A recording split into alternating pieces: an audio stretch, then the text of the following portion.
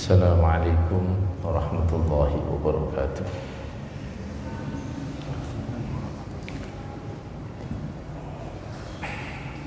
Ila hadrati Nabi Mustafa Muhammadin sallallahu alaihi wasallam.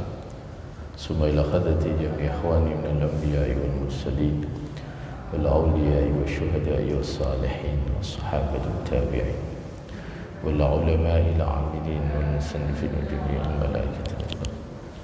Sallallahu syabdal qadir Sayyidina Sunan Fatahullah Syahman Tabiqin Ahli al-kubur minal muslimin wal muslimin wa nahussu khususan ya Allah muallifi hadal kitab Syekh Jalaluddin Muhammad bin Ahmad bin Muhammad al-Mahalli wa Syekh Jalaluddin bin Abdul Rahman bin Abu Bakar as-Suyuti wa Syekh Al-Zuhaini Al-Fatihah. أعوذ بالله من الشيطان الرجيم بسم الله الرحمن الرحيم الحمد لله رب العالمين الرحمن الرحيم مالك يوم الدين إياك نعبد وإياك نستعين اهدنا الصراط المستقيم صراط الذين أنعمت عليهم غير المغضوب عليهم ولا الضالين رب اغفر لي ولوالدي وللمؤمنين آمين. بسم الله الرحمن الرحيم الحمد لله والصلاة والسلام على رسول الله ولا حول ولا قوة إلا بالله أما بعد. Para jamaah salat zuhur Majelis Al-Hikmah Pengadilan Negeri Surabaya yang dimuliakan oleh Allah Subhanahu wa taala. Alhamdulillah pada siang hari ini kita kajian tafsir Jalalain memasuki ayat 243 hingga 245. 243 hingga 245. Insyaallah kita akan mengupas beberapa hal, salah satunya diantaranya peristiwa di era zaman Bani Israel, yaitu berkaitan dengan orang yang memiliki rasa takut terhadap sebuah kematian sehingga mereka berusaha lari dari kematian, yang nanti di dalamnya cerita tentang Nabi Hizqil. Yang kedua berkaitan dengan al-bukhl atau kikir atau pelit, yang nanti bagaimana Al-Quran memotivasi seseorang untuk selalu berderma, berbagi kepada sesama. Dan ayat ini ada hubungannya dengan ayat perang. Tetapi yang unik, sebelum ayat ini kita panjang sebelumnya itu kita ngomong tentang rumah tangga, tapi tiba-tiba ngomong tentang sosial. Nah, memang dalam kehidupan itu rumah tangga, anak kita, pasangan kita, hidup kita sendiri, kalau hidup di lingkungan yang tidak baik juga bisa tidak baik pula. Atau bukan juga sebaliknya. Kalau yang lingkungan sosialnya tidak baik, pasti juga akan mempengaruhi lingkungan keluarga. Di kitab panjenengan di Tafsir Al-Ibris halaman 93 paling akhir, paling bawah. A'udzu billahi minasy syaithanir rajim. Bismillahirrahmanirrahim. ألم تر إلى الذين خرجوا من ديارهم وهم ألوف حذر الموت فقال لهم الله موتوا ثم أحياهم إن الله له فضل على الناس ولكن أكثر الناس لا يشكرون وقاتلوا في سبيل الله واعلموا أن الله سميع عليم من ذا الذي يقرض الله قرضا حسنا فيضاعفه له أضعافا كثيرة والله يقبض ويبسط وإليه ترجعون صدق الله العظيم. Bismillahirrahmanirrahim. Qala al-muallif Asy-Syaikh Jalaluddin Muhammad bin Ahmad bin Muhammad al-Mahalli wa Syekh Jalaluddin bin Abdul Rahman bin Abu Bakar As-Suyuti rahimahumallahu ta'ala wa nafa'ana bi ulumihima fid dharain amin amin ya rabbal alamin.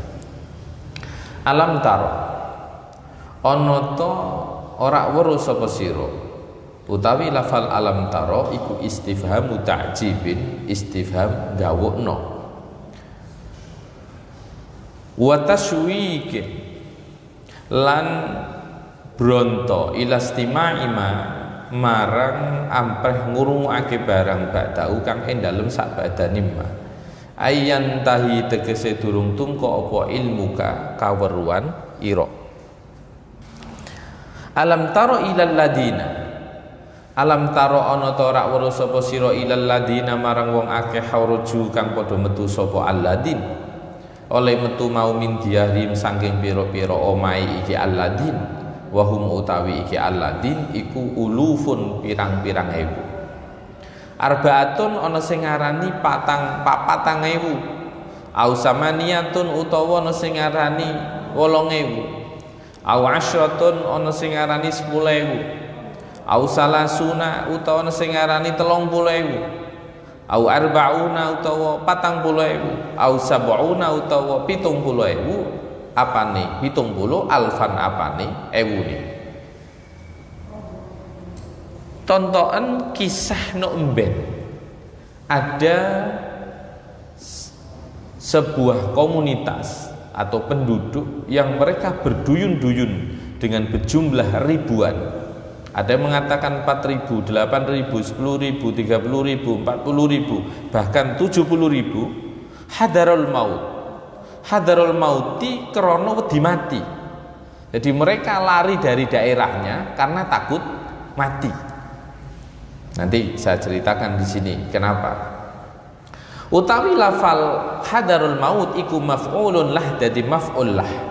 Wa hum utawi iki alladzina kharaju iku qaumun nyatane kaum mim bani Israil, nyatane saking bani Israil.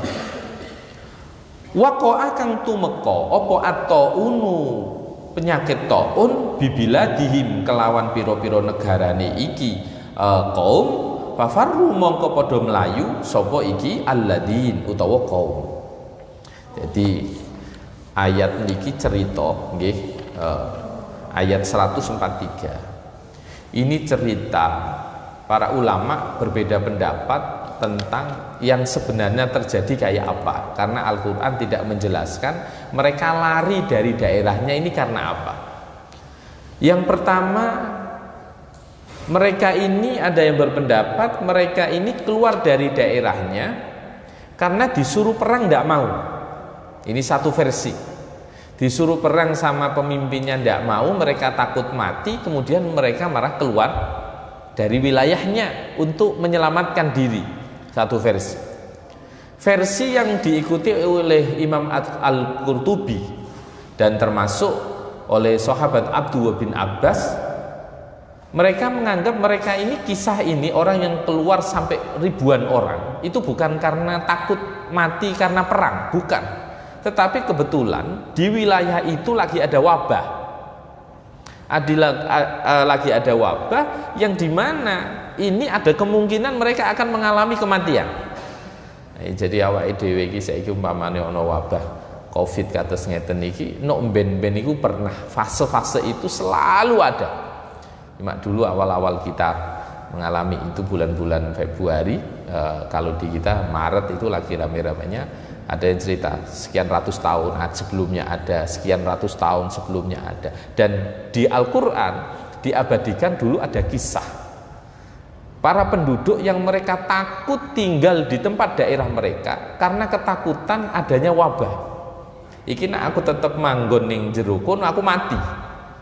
Dan mereka berduyun-duyun keluar menuju sebuah lembah yang menurut mereka itu aman. Ini satu versi juga. Kalau yang pertama tadi ada yang berpendapat mereka itu disuruh ikut perang, tetapi mereka tidak mau karena punya rasa takut akan kematian. Tetapi versi yang kedua, enggak, ini karena penyakit taun, wabah. Ada wabah, mereka ini takut tinggal di situ, takut tertular, kemudian mati, maka mereka lari untuk keluar dari daerah itu. Maka kemudian dari sini orang yang lari ini kemudian sama Allah Subhanahu wa taala mereka dibuat mati oleh Allah. Ada yang mengatakan mereka ini walaupun keluar tetap mereka kena wabah, berarti mereka mati karena wabah itu. Ada yang mengatakan Allah Subhanahu wa taala mengirim malaikat, dua malaikatnya, mereka yang pindah ke lembah. Kemudian malaikat berada lembah itu kan ini bukit-bukit, tengahnya datar, ini namanya lembah. Nah, mereka tinggal di lembah ini, mereka merasa aman, tidak akan terkena kematian. Allah mengirim malaikat untuk kemudian malaikat itu kalau bahasa Jawanya itu bengok, berteriak, malaikat berteriak, langsung mereka semua ribuan orang itu mati. Itu kan biasa di Bani Israel, ketika malaikat dengan pekikan suaranya langsung penduduk sebuah desa mati semua. Ini dari satu versi pula. Maka kemudian faqala, kisahnya nanti akan saya ceritakan selanjutnya. Faqala, mongko dawuh lahun marang iki kaum sing dung padha metu mau sinten Allah mutu padha mati sapa sira kabeh. Famatau, mongko padha mati sapa iki kaum alladzina kharaju summa ahyahum, mongko nguripno sinten Allahum ing iki kaum. Ini kisah yang menarik, Pak. Wong mati diuripke malih, jumlahnya bukan 1 2 tapi puluhan ribu.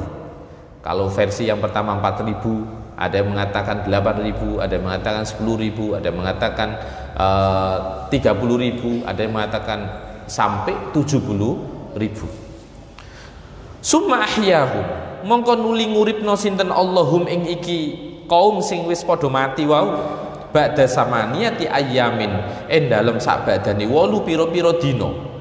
Au aksara utawa luwe akeh. Satu versi mereka sudah meninggal semuanya, Allah menghidupkan kembali. Ada yang mengatakan baru 8 hari mereka meninggal.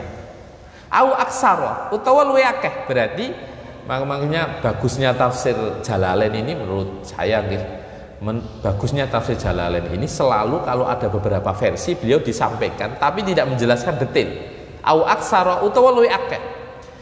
Au aksara utawa luwe akeh ini di sini dikisahkan di banyak tafsir, termasuk di tafsir Munir, itu mereka sudah jadi tulang belulang. Kalau sudah tulang belulang itu kan tidak mungkin 1 bulan 2 bulan, pasti tahunan. Makanya Imam Jalaluddin beliau menyampaikan au aksar atau lebih, bukan 8 hari tapi lebih. Bidu'ai nabiyihim, kelawan sebab domone nabi niki bani kaum Hizkilu, nyatane Nabi Hizkil. Ono nabi sing jenenge Nabi Hizkil. Para ulama ngendikan Nabi Hizkil ini nabi yang diangkat oleh Allah menjadi rasul, menjadi nabi setelah Nabi Musa, tetapi sebelum Nabi Dawud. Setelah Nabi Musa tapi sebelum Nabi Dawud. Salah satu mukjizat Nabi Hizkil ini di dalam satu versi yang lain itu beliau mampu menghidupkan orang mati. Ini caranya. Jadi Allah menghidupkan orang mati atas doanya Nabi Hizkil, atas permintaannya Nabi Hizkil. Dan dengan bayangkan yang hidup itu bukan 1 2 tetapi puluhan ribu. Di tafsir Tobari diterangkan, kalau di tafsir Munir tidak diterangkan, tafsir Jalalain juga tidak. Di tafsir Tobari itu diterangkan salah satu proses mereka hidup itu begini. Nabi Hizkil itu penasaran bahwa bagaimana Allah bisa menghidupkan orang yang mati. Kemudian dituruti sama Allah, Hizqil, kalau kamu memang ingin tahu untuk bagaimana aku bisa menghidupkan nanti kelak di hari kebangkitan, kamu sekarang berdoa. Doanya Nabi Hizqil itu bertahap. Bertahapnya, wahai tulang belulang, bersatulah kalian.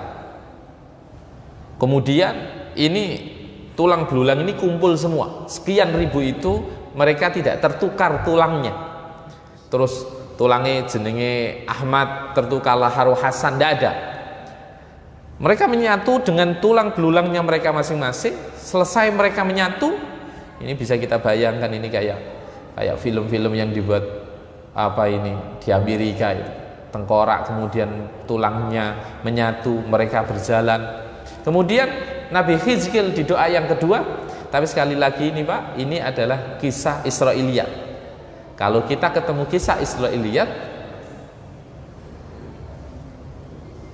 tidak boleh dibenarkan, juga tidak boleh mencalahkan. Itu kisah Israiliyat itu seperti itu. Jadi kita ini membenarkan juga tidak, mengsalahkan juga tidak. Ya dinikmati saja sebagai bagian dari sejarah itu. Maka kemudian Nabi Hizqil tahap yang kedua berdoa. Hizqil diperintah sama Allah, mintalah. Kemudian tulang itu dibungkus oleh Allah dengan daging. Tahap kedua.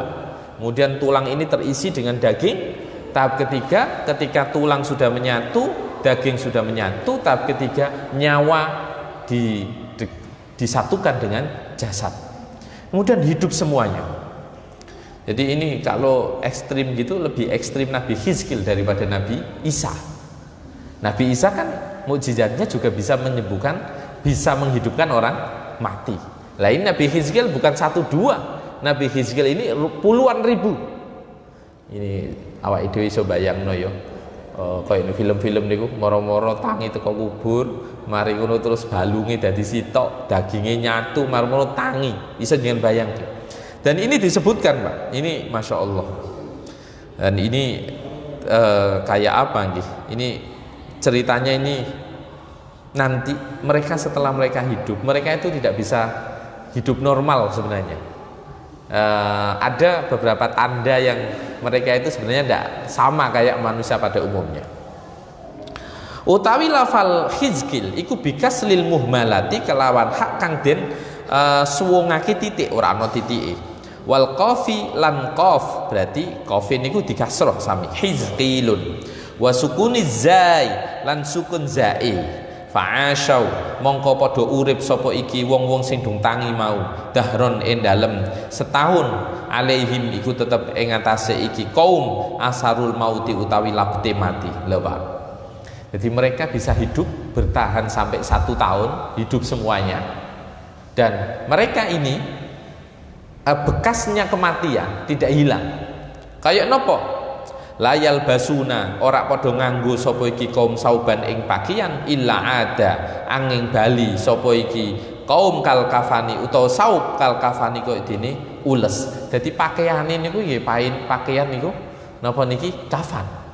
Ya wis nganggo iku wae ngoten. Jadi memang tetep gak normal. Uripe niki cara kaya napa niki terus napa niki urip normal mari ngono terus napa niki kaya umumnya menungso biasa nggih boten, tapi tetep urip. Wastamarrat lan terus temerus nggih, wastamarrat lan tetep napa niki terus temurus apa iki cerita fi asbatim ing dalem pira-pira anak turune iki kaum. Jadi sampai kisah ini itu turun temurun sampai anak cucu mereka. Nah, ini jadi nak ono ceritane wong mati urip iki ya termasuk di dalamnya ceritane Nabi Hizqil. Dan Nabi Hizqil mulane awake dhewe niki kan didhawuhi para ulama. Nabi niku sing wajib diweruhi, diimani tur diweruhi niku selawe. Tetapi sejatine sepunten kok Nabi, Rasul niku sing wajib diimani lan diweruhi niku selawe. Tetapi sejatine Rasul niku para ulama ana sing ngarani jumlahe 300. Sementara Nabi itu jumlahnya bisa sampai 3.000. Makanya ada yang mengatakan 4.000, ada yang mengatakan 2.000. Para ulama berbeda versi di dalam tafsir, tetapi pada dasarnya Allah Subhanahu wa taala di setiap masa selalu menurunkan para nabi, dan itu ditutup oleh Nabi Muhammad sallallahu alaihi wasallam. Dan Kanjeng Nabi piyambak nate dawuh, ulama ning zamanku derajate iku koyok dene nabi nek zaman napa niki saderenge Nabi Muhammad sallallahu alaihi wasallam. Mulane diarani al ulama warasatul anbiya. Jadi derajate ulama umat Kanjeng Nabi niku koyok-koyok derajate nabi ne Bani Israil. Pun Innallaha sak temene Gusti Allah iku ladzu fadlin yukti kang anduweni kanugrahan alan nasi ngatasé menungso wa minhu lan iku setengah saking anugrah utawa fadl ihya ula utawi nguripno mengkono napa niki alladzina ukhriju walakinna aksaron nasi lan tetapine saakeh-akeh menungso wahum utawi iki aksarun nas iku al kufaru pira-pira kafir la yashkuruna iku dong ora padha syukur wal qasdu utawi sejo min dzikri khabari haula saking nutur ceritane mengkono-mengkono kaum sing asale mati dadi urip tasjiun iku ngendelno tasjiul mukminina iku ngendelno pira-pira wong mukmin alal kitali ngatasé perang walidalan krana arai iki tasji utifa den sambungno apa iki cerita alih ing ngatasé iki napa niki alih ing ngatasé iki aksarun nas. Dados ngeten. Ayat iki turu, iki ana sambungane karo ayat mburi. Yaiku perintah perang. Iki mok nggo pengiling. Nah, awakmu perang iku aja sampai wedi mati. Sebabe mati iku kapan wae, ora kudu mestine perang mesti mati. Wong lara iku ya mati. Wong sehat melakukan perjalanan ya mati. Lah cuma sing kula jenengan kudu pahami ngeten, Pak. Niki nggih saestu iki karena kita ini sekarang lagi menghadapi wabah. Ini prinsip yang harus kita pegang sebagai umat Kanjeng Nabi Muhammad sallallahu alaihi wasallam. 1. Al-a'mar wal aqdar wal balaya wal amrad biyadillah. Sing jenenge umur, takdir, coba, lara iku kersane Gusti Allah. Sampun nggih, wong ninggal, wong sakit, tiyang kena coba niku kabeh teng kekuasaane Gusti Allah. Lah, kula jenengan kudu al-imanu bidzalik wajibun. Iman karo ketentuan takdir Gusti Allah iku wajib. Lah, mulane awake dhewe dipeseni kali Kanjeng Nabi. Dipeseni kali Kanjeng Nabi. Salah setunggal pesene Kanjeng Nabi niku kula panjenengan didhawuhi kali Kanjeng Nabi. Salah setunggal dawuh Kanjeng Nabi niku diceritakno teng tafsir Munir mriki kedawuh. Niku kula panjenengan niku mboten pareng nggih. Metu nggih niki mulane niki dawuh Kanjeng Nabi ngeten li annahu alaihi salatu wassalam naha man lam yakun fi ardil waba ad-duhuliha idza waqa'a fiha wa naha man huwa fiha anil khuruji minha ba'da wuqu'ihi fiha. Niki napa niki dawuh Sewa Bazuaili berkaitan dengan kesimpulan hadis Kanjeng Nabi. Wong nak lagi ono wabah di satu daerah, lagi ono taun, ono wabah kaya samangke niki termasuk wabah COVID-19 niki, niku dawuh kok mlebu iku gak oleh. Wong sing wis nek jero ya aja metu. Nak metu dikhawatirke nyebarno penyakit, sing mlebu malah marani penyakit. Jadi mulane istilah karantina niku wis pun bener. Jadi nak cara Kanjeng Nabi nak ana wabah sing nek njaba aja mlebu, sing nek jero aja metu. Mulane ini kisah yang sangat familiar ketika Sayyidina Umar apik moro ning Syam. Lah kebetulan kalau ke Syam dari Madinah itu jalurnya pasti lewat Yordan niku kalau panjenengan pernah ke Madain Saleh, dulu saya pernah ke Madain Saleh. Jadi dari Madinah, dulu kan pemerintahan itu kan di Madinah. Kalau ke Palestina, ke Syam, ke Suriah, yaitu ke Suriah, ke Palestina, ke daerah Yordan, itu lewatnya ini daerah Tabuk, daerahnya perangnya Kanjeng Nabi dulu, yang dulu sempat terjadi perang antara Romawi sama Islam. Lah, Sayyidina Umar itu lewat daerah situ ketemu sama pedagang.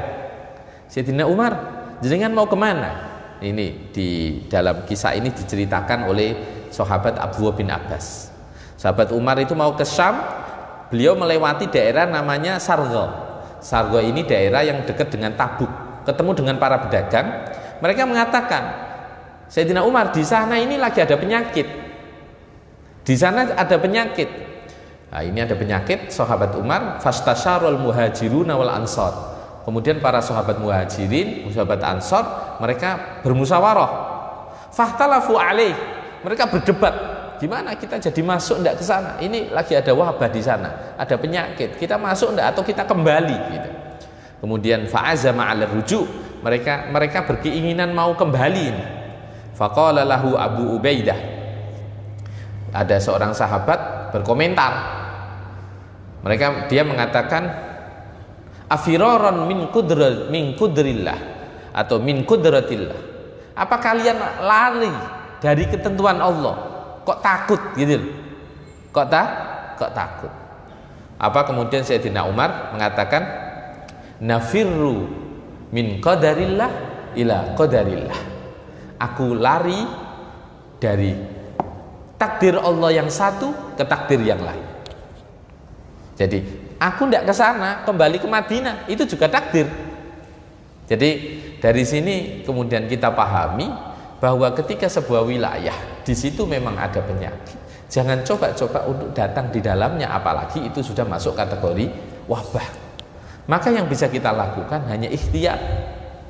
Kalau orang yang sudah ada di dalam, berarti ya berikhtiar bagaimana supaya tidak tertular. Kalau orang yang berada di luar, ya jangan coba masuk ke dalam, karena sama saja mendatangi penyakit.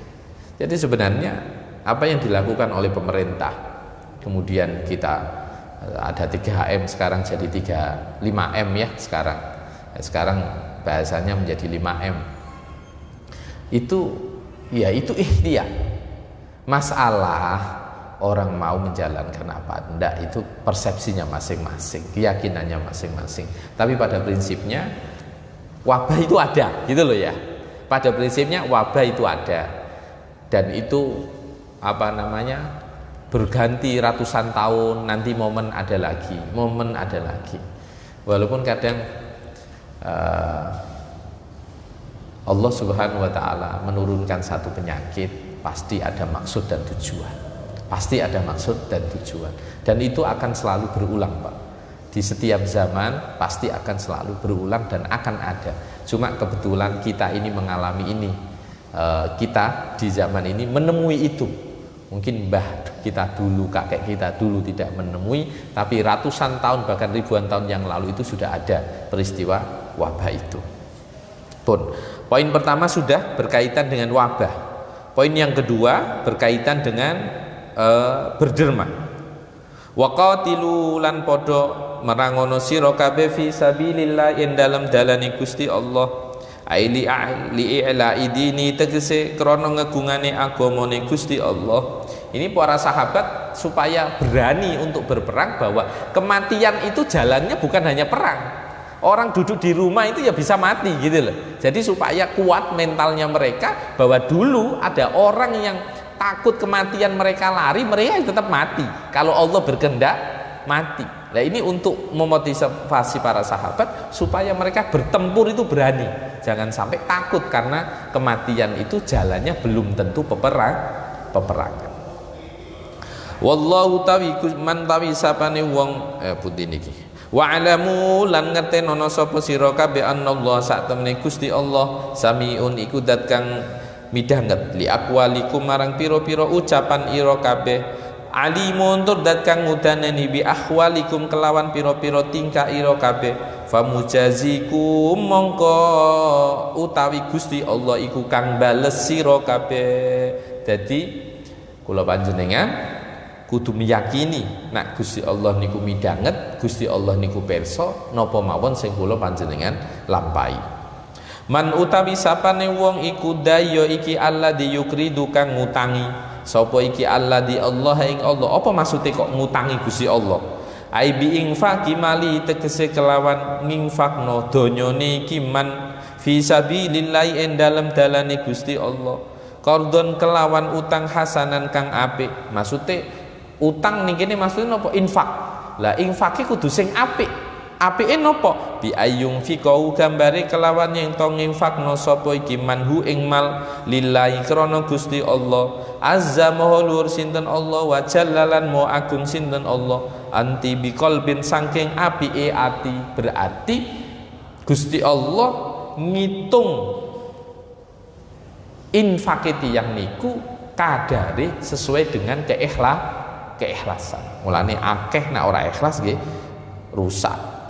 Fayudha'ifahu mongko ngelipatno sinten Allahu ing iki qardon wa fi qira'atin lan ing dalam sisi bacaan fayudha'ifahu ana sing maca fayudha'ifahu ana sing maca fayudha'ifahu bitasdidi kelawan tasdid lawiku tetep kedue man adhafan kelawan pira-pira tiklan kasiratan kang akeh min asyrin nyatane saking 10 ila aksara marang luwe akeh min sabatin nyatane saking 700 kama kok dine keterangan sayati kang bakal teko apa ma wallahu tawi Gusti Allah iku yakbidu ngerupekno sinten Allah ayung siku tegese ngeker sinten Allah arizqa ing rezeki aman nyatane saking wong yasha kang ngersakno sapa man ibtilaan krana coba wayab sutulan jembarno sinten Allahu ing rizki ayu wasi'ahu tegese jembarno sinten Allahu ing rizki liman marang wong yasha kang ngersakno sinten Allah ing man imtihanan krana coba ing rizki imtihanan krana coba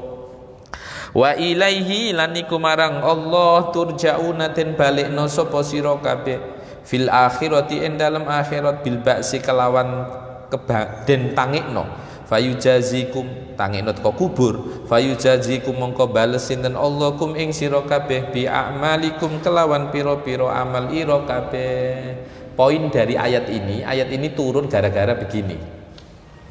Jadi ketika turun ayat masalul ladina yunfikuna amwalahum fi sabilillah kamasali habbah, Kanjeng Nabi niku matur ning Gusti Allah, Rabbi zid ummati. Gusti, umat kula niki pripun Gusti? Mari ngoten ternyata Gusti Allah ngijabah wong nak sing sedekah nggih kanthi niat sing bener Gusti Allah bakal nglipatno dengan lipatan yang banyak dan bahkan lipatan yang tidak terhingga. Lah mulane dari sini bisa kita pahami orang bersedekah itu sekali lagi tidak dilihat kuantitas. Yang paling inti yang dilihat adalah kualitas. Kalau bisa banyak plus ikhlas. Ayo nara iso titik tapi ikhlas. Tapi ojo sampai titik akeh tapi boten ikhlas. Karena pada prinsipnya itu akan menjadi amal ibadah yang lebur. Di Al-Qur'an sampai digambarkan. Wong sedekah nak pamer iku kok dene ana watu niku dhuwure ana pasir, mari ngono udan deres. Ning Quran digambarno wong sedekah kok pamer diundat-undat iku koyo dene watu ning kono ana pasire ibarat pasir niki sedekahe, mari ngono kena udan deres, resik. Ana neh diibaratno ning Quran wong sing senengane pamer undat-undat niku koyo dene ana wong duwe wite wis rindang, wis ngundha, wis nguwa, wis seger, mari ngono ya ana arek cilik dolen ning kono, banyune mili seger, moro-moro kobongan. Kebakaran. Jadi ya entek, rugi, gak oleh apa-apa, sing ana 0, sing ana 0. Jadi sing ditokno akeh tapi malah sing ana 0. Pun mugi-mugi kula panjenengan kabeh didadekno Gusti Allah tiyang ingkang husnul khotimah. Wabah niki diangkat kali Gusti Allah lan mugi-mugi kula panjenengan sedanten didadekno Gusti Allah rezeki ingkang jembar, rezeki ingkang luas, rezeki ingkang barokah sehingga saged manfaat ing tiyang kathah. Al-Fatihah.